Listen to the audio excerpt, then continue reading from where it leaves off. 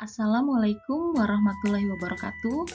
Saya Wida Rahmatvianti merupakan peserta latihan dasar calon pegawai negeri sipil tahun 2021 dari instansi Dinas Pendidikan Kota Bekasi dari kelas A11 kelompok kecil 3. Di sini saya akan menjelaskan mengenai Learning Journal agenda keempat.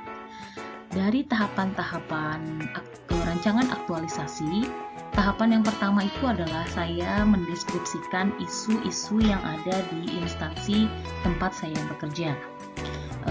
Berdasarkan isu-isu tersebut, saya mendapatkan ada 3 isu yang menjadi minat dan perhatian saya. Yang pertama adalah rendahnya hasil belajar siswa terhadap mata pelajaran bahasa Sunda. Yang kedua, kurangnya jam mengajar bahasa Sunda yang hanya diberikan 1 jam, yang mana hal ini menyalahi aturan yang sesuai dengan Peraturan Gubernur Jawa Barat nomor 69 tahun 2013. Kemudian yang ketiga itu adalah isu mengenai materi aksara Sunda yang tidak diajarkan di sekolah karena dianggap terlalu sulit. Untuk tahapan yang pertama, saya mendapatkan 3 isu tersebut berdasarkan fakta-fakta yang terkait isu tersebut, yang mana hampir di seluruh kota Bekasi kekurangan guru bahasa Sunda. Kemudian beberapa sekolah yang memang hanya memberikan waktu 1 jam pelajaran terhadap mapel bahasa Sunda. Kemudian bahasa Sunda merupakan muatan lokal yang mana sangat sulit dipelajari karena di kota Bekasi itu sendiri terdapat masyarakat yang heterogen, sehingga peserta didiknya pun dari berbagai macam suku yang mana merasa kesulitan untuk mempelajari bahasa Sunda. Kemudian aksara Sunda itu dihilangkan dari sekolah-sekolah di kota Bekasi atau tidak diajarkan karena dianggap terlalu sulit. Dari tahapan yang pertama, kemudian saya beralih ke tahapan yang kedua, yang mana saya menetapkan core issue. Dari 3 isu yang saya dapatkan, saya menetapkan core issue tersebut menggunakan teknik USG, yang mana setelah menganalisis menggunakan teknik USG, kemudian saya mendapatkan bahwa yang paling urgent, seriously, dan growth dari 3 isu tadi itu adalah rendahnya hasil belajar siswa terhadap mata pelajaran bahasa Sunda. Hal ini dikarenakan poin isu yang kedua dan poin isu yang ketiga itu, yang pertama dari segi urgensi tidak terlalu urgensi. Misalnya di isu yang kedua itu kurangnya jam mengajar bahasa Sunda. Hal ini apabila ditangani dari sekarang itu menurut saya bisa dilaksanakan, tapi dalam jangka waktu panjang.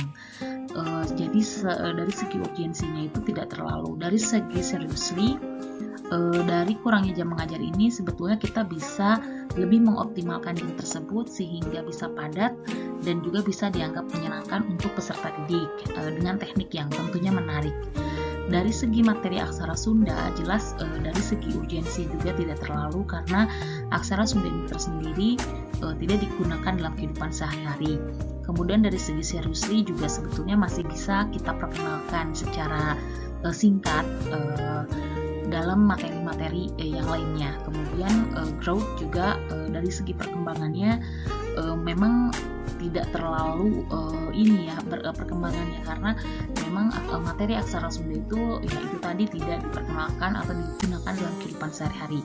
Jadi saya ambil itu adalah isu yang pertama mengenai rendahnya hasil belajar siswa terhadap mata pelajaran bahasa Sunda, yang mana dari segi urgensi, seriously, dan growth ini sangat penting untuk segera diatasi karena ada dampak jangka panjang dan jangka pendek. Di antaranya itu jangka pendek itu akan mempengaruhi terhadap hasil capaian belajar atau proses KBM siswa yang kurang memadai. Kemudian dari segi jangka panjangnya itu pengetahuan siswa itu tersendiri akan menjadi suatu halangan yang serius, yang mana mereka tidak akan mengetahui dan mengenal kebudayaan yang ada di Jawa Barat. Setelah menyelesaikan tahap yang kedua dan sudah menentukan core issue, kemudian saya beralih ke tahapan yang ketiga yaitu menentukan penyebab atau faktor penyebab dari core isu tadi. Di sini saya menggunakan diagram atau teknik fishbone yang mana menentukan faktor penyebabnya itu diantaranya itu ada dari segi material, misalnya dari segi media pembelajaran yang kurang memadai, bahan ajar yang tidak menyenangkan, RPP yang tidak inovatif, ataupun PPT dan media lainnya yang sudah mulai jenuh oleh siswa. Dari segi metodenya itu dianggap tidak menarik dan tidak inovatif, terlebih di masa pandemi, yaitu dari segi pembelajaran daring yang mana menurut siswa ini sudah mulai membosankan. Dari segi tools, dari medsos dan website juga ini sudah mulai mempengaruhi kejenuhan dan taraf minat siswa. Terlebih dari segi itu dari orang tua dan siswa itu sendiri, yang mana salah satu penyebabnya itu heterogennya siswa. Kemudian mereka sudah mulai menganggap bahwa bahasa Sunda itu tidak menyenangkan dan tidak penting untuk dipelajari. Setelah saya menentukan penyebab dari core isu tersebut, kemudian saya menentukan di tahapan berikutnya itu ada gagasan kreatif dan pemecahan masalah dari isu yang tadi.